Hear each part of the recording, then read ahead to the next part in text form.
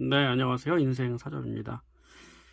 나를 살피는 기술 오늘 두 번째 시간입니다. 함께 읽어보도록 하겠습니다. 저자는 신재현, 출판사는 부크럼, 출간일은 2010년 7월 31일입니다. 자, 오늘 또 두 가지 내용 발췌해서 함께 읽어보겠습니다. 첫 번째 내용은 건강하게 분노를 다루는 4단계입니다. 관계에는 감정이 관여되기 마련이다. 아니, 감정 에너지가 투입되지 않는 관계는 피상적인 관계일 뿐이다. 내가 맺고 있는 친구, 부모, 자식, 연인, 부부 등의 관계처럼 내가 소중히 여기고 깊이 관여되어 있는 관계일수록 내가 가진 감정 에너지를 많이 투여하게 된다. 그래서 같이 나누는 기쁨은 배가 될 수 있지만 그만큼 감정적 상처를 더 입게 되는 경우도 많다. 가장 가깝다 했던 관계에서 상대방이 하는 사소할 수 있는 말 한마디가 나의 감정에 파도를 일으킨 경험을 해본 적이 있을 것이다. 그러면서 나는 마음의 경량이 일고 화가 부글부글 끓고 있는데 상대방의 일을 가벼이 여긴다면 섭섭함과 화는 배가 된다. 그런 상대방을 보면서 왠지 내가 혼자서 날뛰는 것 같은 부끄러움, 수치심은 분노의 감정 표현을 참 어렵게 만들기도 한다. 그렇게 내 감정을 안으로 삭히고 또 삭히다 보면 응축된 분노가 어느 순간 일제히 터져나오는 경험을 하기도 한다. 건강하게 분노를 표현하는 것, 내 마음속에서 느끼는 화를 건강하게 표현하기란 참 어려운 일이다. 내가 맺은 관계 안에는 상대방이 있기 마련이고 그 상대방에게 화를 잘 표현한다는 것은 왜인지 어색한 일이다. 상대방에게 탓을 미룬 것 같아 부끄러운 마음, 화는 나는데 상대방에게 표현하지 못하는 나에게 느끼는 감정들이 복잡 미묘하게 느껴질 것이다. 특히 상대방의 시선에 영향을 많이 받는 동양권 문화에서는 화를 비롯한 감정들을 적절하게 밖으로 표출하기보다는 안으로 쌓아두고 삭히며 겉으로는 짐짓 영향을 받지 않는 척 평온한 모습을 보이는 것이 미덕으로 여긴다. 심지어 죽을 만큼 슬프거나 화가 날 때에도 이를 꽉 깨물고 눈물을 보이지 않는 이에게 오히려 침착하다 혹은 과묵하다라는 칭찬의 말을 하기도 한다. 이런 성향이 결국 국내에서만 특이적으로 보이는 화병이라는 병을 만들어내기까지 한다. 4단계를 따라가 보자. 건강하게 분노를 다루는 4단계를 따라가 보도록 하자. 건강하게란 말은 바꿔 말하면 합리적으로 혹은 적절하게 자신의 감정에 대처한다는 것이다. 각 단계는 칼로 자르듯이 구분하는 과정은 아니며 익숙해지면 자연스럽게 차례차례 단계를 밟게 될 것이다. 첫 번째, 감정 환기하기. 압력밥솥에 김이 가득 차 있는 상태로 그대로 둔다면 어떻게 될까? 아마 상상도 하기 싫지만 가열된 압력밥솥이 내부의 압력을 견디다 못해 굉음을 내며 폭발하게 될 것이다. 그러기 전에 먼저 내부의 압력을 조금씩 줄여주는 작업이 필요하다. 그렇다고 한 번에 뚜껑을 여는 것은 곤란하다. 자신의 감정이 부글부글 끓고 있다는 것을 인식하게 된다면 자신의 분노 압력을 조금씩 줄여나갈 방법을 찾아야 한다. 물론 자신에게 맞는 방법은 개인마다 다를 수 있다. 이에 감정을 환기하는 세 가지 방법이 소개되어 있네요. 자, 1번, 주의를 돌린다. TV나 책을 보거나 다른 생각을 하면서 화나게 하는 상황으로부터 생각을 멀어지게 한다. 2번, 이완시킨다. 차분한 음악을 듣거나 조용히 산책을 하며 분노로 인해 긴장한 몸과 마음을 풀어준다. 3번, 자리를 피한다. 분노를 유발하는 물리적인 공간으로부터 나를 분리하는 것이다. 압력 솥의 그 게이지가 올라가지 않도록 그렇죠? 환기하는 세 가지 방법이었습니다. 자, 분노를 건강하게 다루는 4단계 중에 2단계입니다. 공감하기. 안 그래도 열받는데 공감을 하라고 라는 말이 나올 수 있다. 하지만 공감하라는 것이 상대방의 말에 무조건 따르거나 복종하라는 의미는 아니다. 그리고 관계를 끝내도 아쉬울 것 없는 상황이 아닌 다음에야 결국에는 감정을 봉합하는 과정이 필요하다. 그 과정에서 그냥 대충 삐뚤빼뚤하게 붙여놓느냐, 섬세하고 차분하게 수습을 하느냐의 결과는 큰 차이를 보이게 될 것이다. 감정을 환기한 상황이라면 감정의 압력이 서서히 낮아지면서 방금 있었던 상황에 대한 현실 인식이 조금씩 나타난다. 현 상황에 대한 이성적인 이해의 바탕 위에 상대방이 그 상황에서 어떠한 감정을 느꼈고 그 상황을 어떻게 받아들였을까에 대한 공감을 하라는 이야기다. 감정을 환기했고 현실 인식은 돌아왔지만 도저히 용서를 못하겠다는 마음이 든다면 이 말을 기억해보는 건 어떨까? 내가 나에게는 가장 소중하기 때문에 내가 상처를 입지 않기 위해서 바뀌어야 한다는. 100가지 중에 100가지를 다 공감하고 이해하라는 말은 아니다. 100가지 중에 한두 가지 정도에만 공감해도 충분하다. 나만큼 상대방도 감정이 격양되어 있었다면 내가 공감의 말을 넌지시 건네는 순간 상대의 감정의 압력도 서서히 낮아지게 될 것이다. 그렇게 한다면 관계가 변하기 시작할 것이고 결국 나를 위한 긍정적인 관계 변화의 신호탄이 된다. 3단계입니다. 1, 2단계를 거치면서 두 사람의 사이에 긴박한 긴장 상황은 일단락되었다. 그렇다면 다음에 같은 상황을 반복하지 않기 위해 그리고 내적 성장을 위해 조금 더 깊은 곳을 들여다보도록 하자. 내가 가졌던 분노가 단순히 상황에 의한 분노였을까? 그 상황에서 상대방의 표정이, 행동이, 말 한마디가 내 마음 깊은 곳에 무엇을 건드렸던 것은 아닐까? 앞선 글에서 말한 낡은 분노의 스키마가 감정을 폭발시키는 것은 아닐지 살펴본다면 비슷한 상황을 마주했을 때 트라우마로 인한 과도한 반응이라는 것을 인식하고 분노를 컨트롤하기 수월할 것이다. 그 상황에서 나의 마음을 정확히 들여다보려는 노력이 필요하다. 이해할 수 없었던 격렬한 감정의 폭발을 조금씩 이해하게 될 때 내 마음은 조금씩 성장하게 되는 것이다. 4단계입니다. 건강한 감정 표현을 연습하기. 우리나라 사람들에겐 이 부분이 가장 어려울지도 모르겠다. 감정을 숨기고 누르고 참는 것이 미덕이라고 배워왔으니 감정을 표현하려고 마음먹었을 때 가장 어려운 것이 바로 수위 조절이다.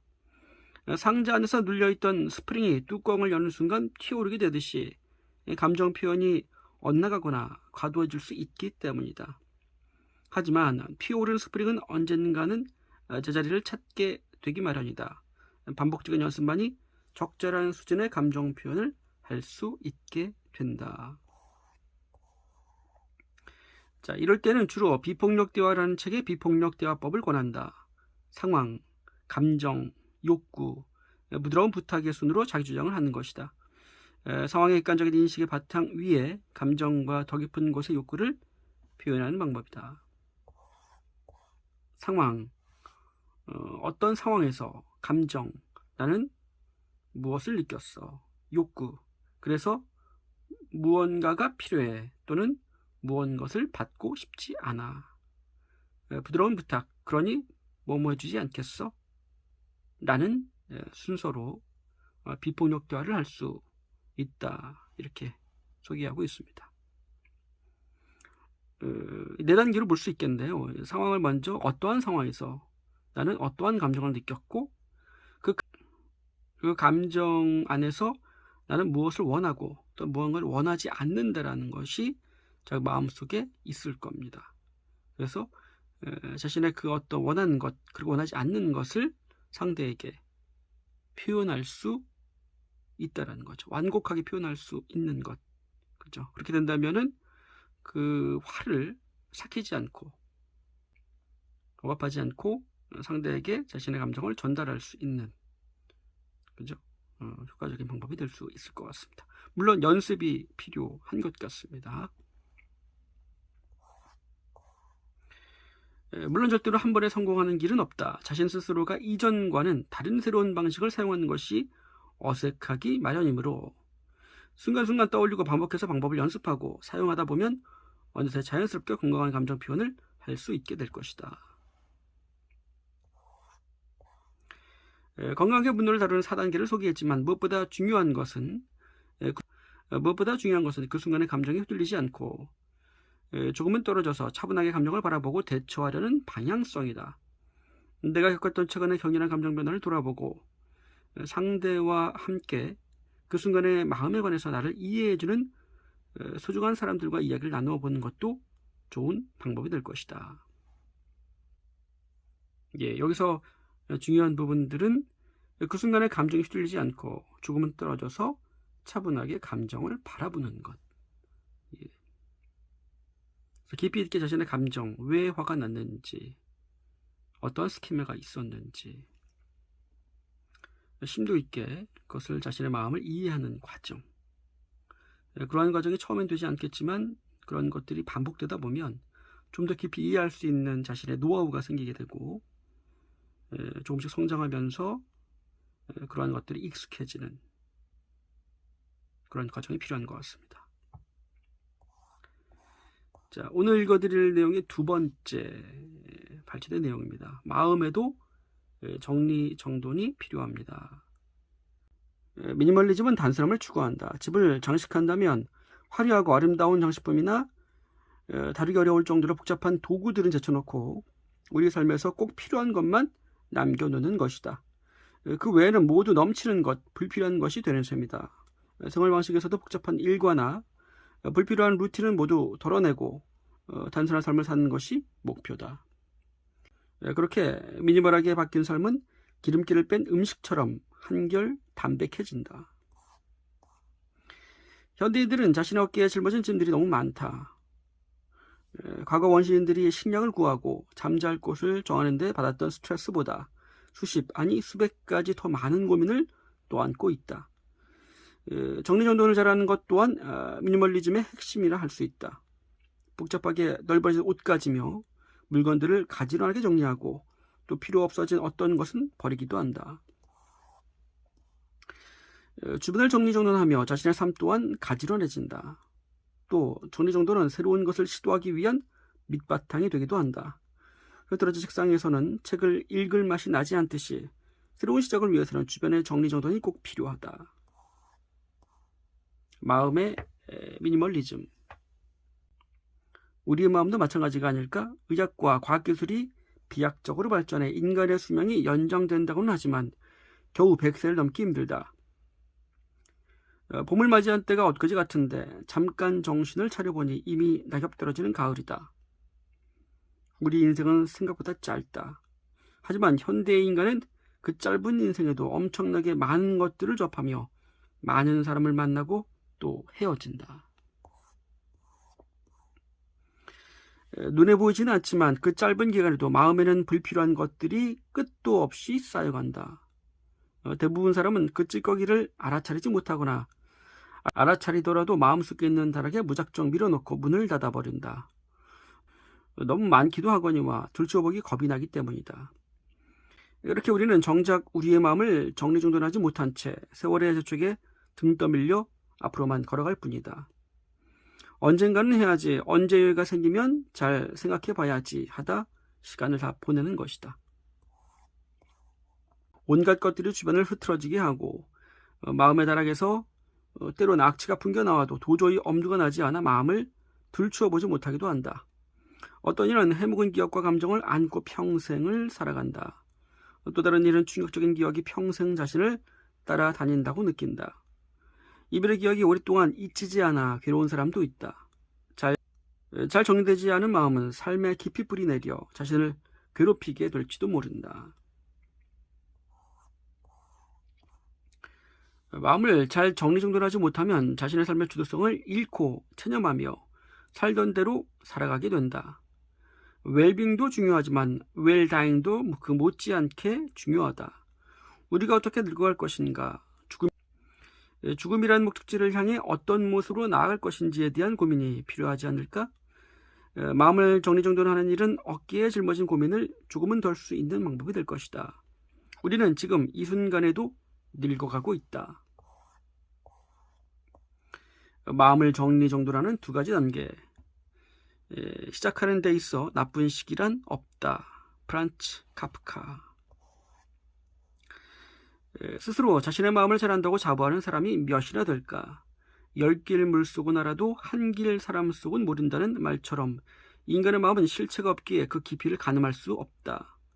상대의 마음을 아는 것도 불가능하지만 실은 자신의 마음을 잘 헤아릴 수 있는 사람도 거의 없다. 지금 내 시야는 내 발밑만을 바라보고 있다. 숨고르게 하며 몇 미터 정도는 앞을 비추어 살필 수 있는 여유가 꼭 필요하다. 그 여유는 한참 시간이 지나거나 특별한 어떤 지점에서 나는 것이 아니다. 지금 당장이라도 낼 수 있다. 다른컨대 지금이 바로 그 타이밍이다. 준비되었는가? 마음을 정리정돈하는 데 있어 많은 준비물이 필요하진 않다. 그저 약간의 여유, 펜과 종이 정도면 된다. 직접 쓰는 것이 귀찮다면 스마트폰의 메모 앱을 열어 두어도 좋다. 먼저 제일 위에 자신을 괴롭혔던 해묵은 감정과 기억을 적는다. 가능한 한 상세하게 적는 것이 좋다. 너무 단순한 것은 불편함에 대한 무의식적인 회피일 수 있다. 이 과정에서 불편한 마음이 들거나 기분 나쁜 기억이 떠올라 그만두고 싶을지도 모르지만 이는 너무나 당연한 현상이다. 오랫동안 쓰레기를 쌓아놓고 청소 한번 한 적 없는 마음에 들어가서 나는 채취가 향기로울 수 있을까? 악취가 나도 코를 쥐어싸고 앞에 쌓인 것들을 조금씩 분리해보는 것이다. 자신의 고통이 엄청나다 여기는 사람도 막상 이를 기록해보면 체한 바닥이 되지 않을지도 모른다. 머리로 생각한 내용과 실제가 다르다는 것을 알게 되는 과정 또한 중요하다. 이것이 기록하기의 힘이다. 다음은 각 항목이 내가 애를 써 바꿀 수 있는 것인지 혹은 노력해도 바꿀 수 없는 것인지를 살펴본다. 애쓴다고 바꿀 수 있는 것이라면 애초에 마음에 다르게 넣어놓지도 않았을 테다. 아마도 대부분의 해묵은 기억과 감정은 지금 바꾸기에 너무 늦었거나 애초에 불가능했을지도 모른다. 어떠한가 해묵은 짐들의 실체를 확인하고 사실 이것들이 내가 애쓸 필요도 없고 이미 지나가 버렸다는 것을 확인하고 나니 마음이 한결 가볍지 않은지.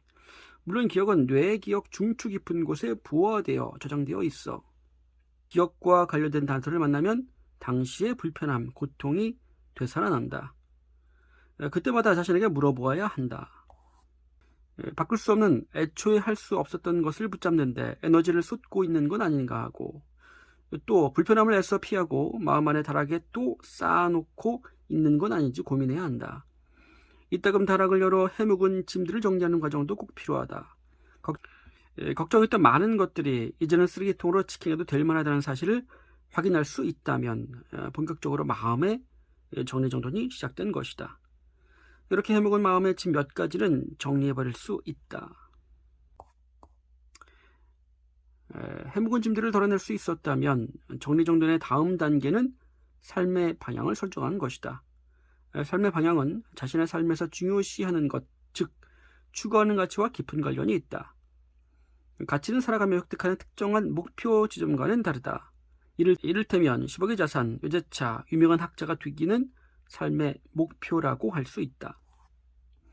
이 목표들은 이룰 수도 있고 그렇지 못할 수도 있지만 삶 전반을 관통하는 화두와는 거리가 멀다. 우리의 삶 전체를 흐르는 강이라 한다면 작은 지류에 불과하다. 또 목표를 달성하고 나면 그 방향성이 사라져 또 다른 목표가 필요하게 된다. 삶의 가치를 발견하는 데 도움이 될 수 있는 두 가지 질문이 있다. 그중 하나는 내가 걱정하는 일이 모두 사라지면 당신은 내일 무엇을 할 것인가 이다. 사랑하는 사람과의 여행이라고 한다면 사랑하는 이들과 행복한 시간을 보내는 것이 당신에게 중요한 가치인 것이다. 휴식 취약이라면 삶의 여유를 만끽하며 살아가는 것이 삶의 방향이 될 것이다. 또 하나는 내일 당장 당신이 사망한다면 장례식장에서 어떤 사람으로 회자되고 싶은가이다. 자신의 삶의 여정을 끝낸 후 자신을 아는 사람들이 과연 자신을 어떻게 기억해 주기를 바라는가? 당신이 떠올랐던 그 모습이 앞으로 지켜나가야 할 삶의 가치이며 방향이라고 할 수 있다. 마음을 정리정돈하는 것은 마음을 괴롭혔던 것들을 정리하고 앞으로 나아가도록 돕는다. 세상에서 가장 먼 길은 머리에서 가슴까지 가는 길이라는 한 시인의 말처럼 불편함을 마주하고 들춰보는 일은 생각보다 어려울지 모른다. 그러나 삶이 번잡하고 갈피를 잡을 수 없다면, 자신의 인생이 어느 한 점에 묶여 앞으로 나아갈 수 없다면 그때가 바로 삶을 정리정돈할 때일 것이다.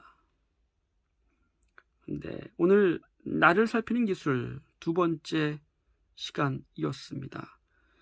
신지연 원장님이 들려주시는